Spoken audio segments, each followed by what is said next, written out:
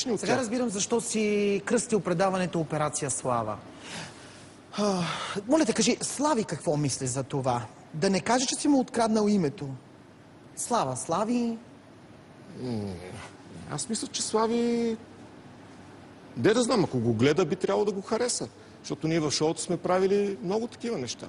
Как много така, такива гледа? Вие не се ли чувате, не ти ли казва дали го гледа или не го гледа? Много е ясно, че не се чуваме сега.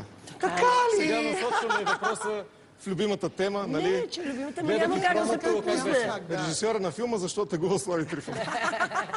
Добре, кажи, моля те, наистина, колко години работи заедно с Слави? От 92-та до миналата. Може ли толкова години човек да работи с някой, дори след това да не се чуват по телефон? Това е много голям период от време. Аз не успея да скарам с Василка, например, да не се чуваме чак пък.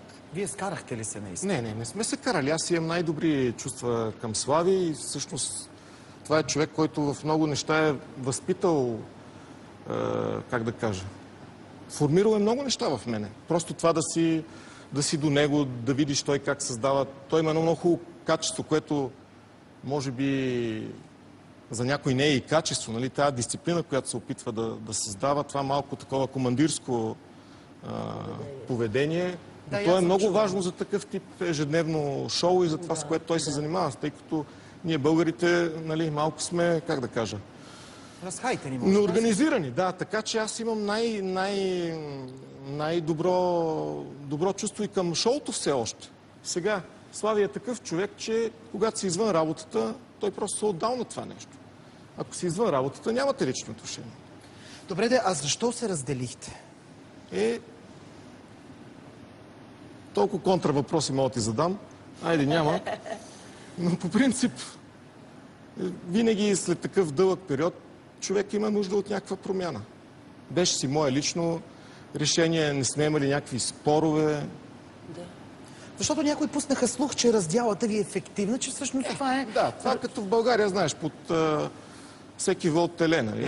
Да, винаги се търси неистината. Кое, как? Няма такова нещо. А в България всичко е лично.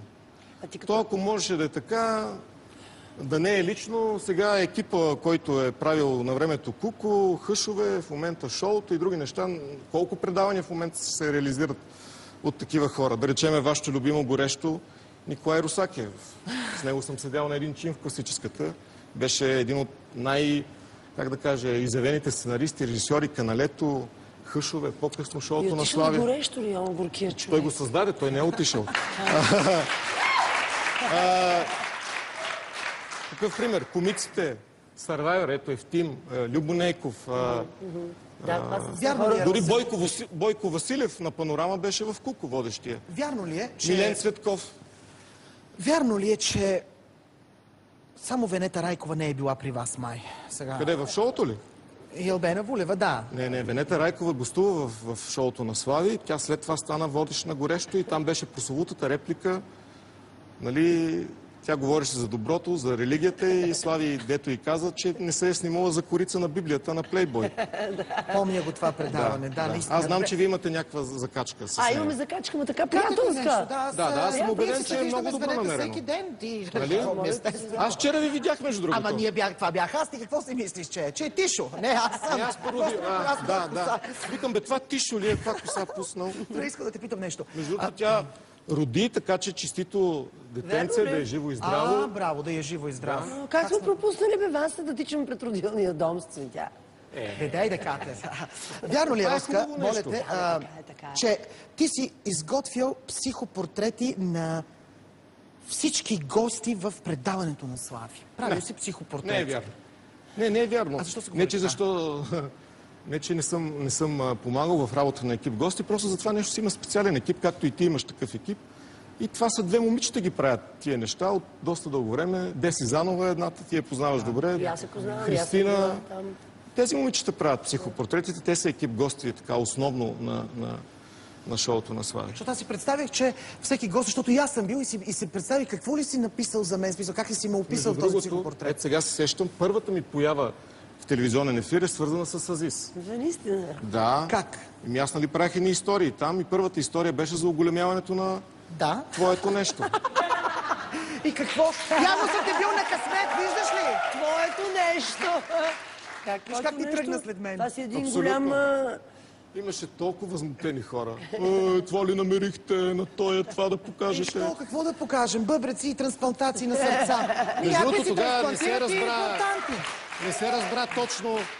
Аз си спомням, че Слави беше активен за тая помпа. Ти всъщност просто оголемен ли е с помпа? Това спорих. С помпа е. С помпа. Да, имам помпа. И сега си го помпаш ли? Ами помпам си го, Кате. На смисъл, като някой ти хареса и Та, штрак за помпата. Не някой. Като някой. Да, извинявай. Някой.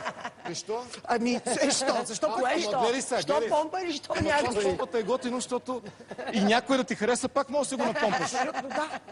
Така като се замисля, защо не съм помпал на някой аз, бе, Кате? Минеш покрай мен, помп. Айде. Това с помпата е готино. Няма засечка. Няма засечка. До А сега... можеш ли да го надпомпаш? Не. до Той е някъде. достатъчен. 20 и Да не кусор, вземе се моля пръсне ви се, Вася да го дайте, напомпаш. Какво е? Искате ли да ви покажа? Да. Не, сериозно сега. Това беше сериозно за помпата. Ти каза, че не искаш да влизаш в политиката. Да. А Слави какво ще прави? Ще Откъде се да втурне знам, ли в питайте Слави, политиката? той сигурно с удоволствие ще ви гостува. Дали? Аз дори не знам защо не го каните. Ами аз съм го гостувал Ти 5 се пъти, гостува, може. Аз съм 4 или 5 гостувала пъти. 2 пъти. Аз Що да не дойде и той? разбира Моля се. ти се, бе, човек. Еми, чака може би преди изборите да си направи хубава кампания, може би. Наистина, Не, каква не смятам, че политическа Слави е изкушен ориентация? от политиката. Така е. Той не би се занимавал с такова нещо. Той би се занимавал с това, което се занимава в момента.